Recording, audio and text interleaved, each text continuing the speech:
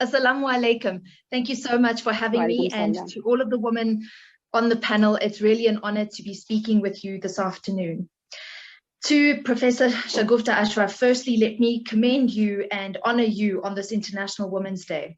Thank you for always being at the forefront of creating these forums for women around the world, such as myself, Ms. Margaret Owen, who spoke before me, and the prestigious panel that you have this afternoon, both before and after me. It really is an honor to be able to engage with you on this important occasion of International Women's Day.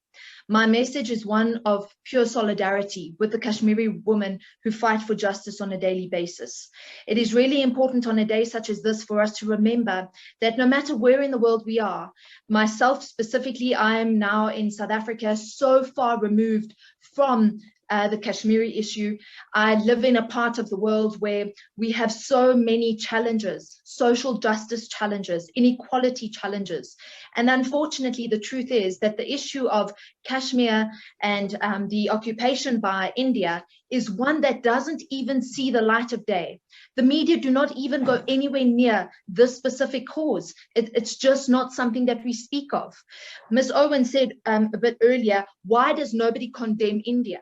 And this is a question that we need to constantly ask ourselves. And even though we can only do as much as we can in our different corners of the world to ensure that not only are we holding India accountable in our small ways through our activism, through our platforms, through our voices, we must continue to do so outside of even these important days on the calendar in the year. There's this day, there are several important days, and we highlight the injustice of Kashmir, and we focus in on specifically women, be it the August date where we put focus and emphasis on that. We have to do that every single day of the year.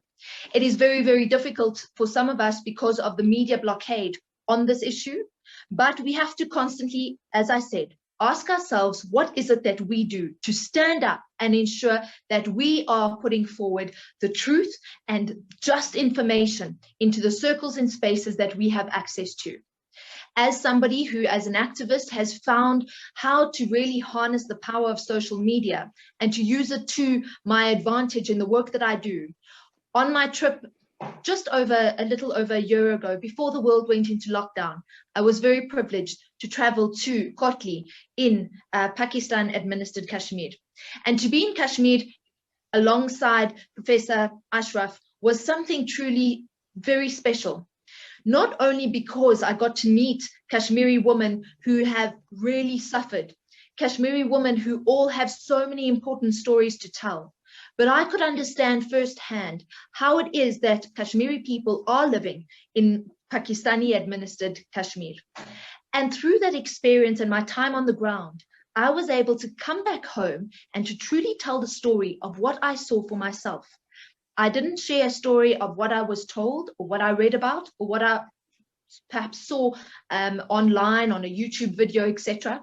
I could share the truth and the stories that I was told and shared by people who have truly suffered, people who have no access to their family members, be it mothers, fathers, sisters, brothers, and children. These half widows that Ms. Margaret Owen also spoke of are stories absolutely so painful and horrific that we can't hold on to them. We unfortunately have to share them with the world, because people need to start to understand that the role of us as activists is to break the silence and is to ensure that eventually we put enough pressure on our governments and our leaders that they do condemn India's behavior. And the injustice that is taking place in the occupied territory of Kashmir must be one that in our lifetime sees a solution come to the fore. How is it that in the year 2021, we are still on International Women's Day having to have such horrific discussions? How is it that we are living in a day and age where fellow sisters, mothers, aunts, wives are living under such oppressive measures? It is really important that we share the stories. And I'm so forever grateful that I had that privilege and opportunity to meet with families on the mountainside that had been there for 70 or 80 years. More of them had been there for generations. And yet the rest of their families are on the other side. They are in Indian occupied Kashmir, and they are living a most horrific existence. They have to just purely exist. They're not living.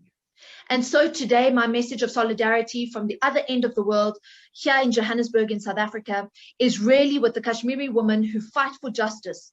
It is for activists such as yourself, Professor Ashraf, as well as those who constantly fight around the world. Miss Margaret Owen, again, an incredible, incredible voice on this issue, and one that I have followed and learned so much from.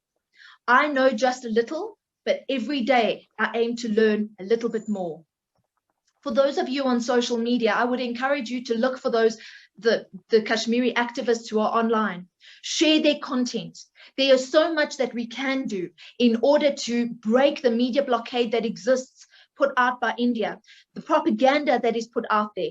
And we can only combat that by sharing important stories and information, sharing first-hand accounts of Kashmiri journalists who are on the ground in the occupied territory, and ensuring that we make our voice heard for the people of Kashmir, not only today, but every single day thereafter. I would really like again to just thank all of the panelists for their time on such an important platform. And again, Professor Ashraf, you really do so much for the Kashmiri people. And I've seen you at work in the body of the United Nations Human Rights Council. And there again, we will meet, inshallah. Jazakallah.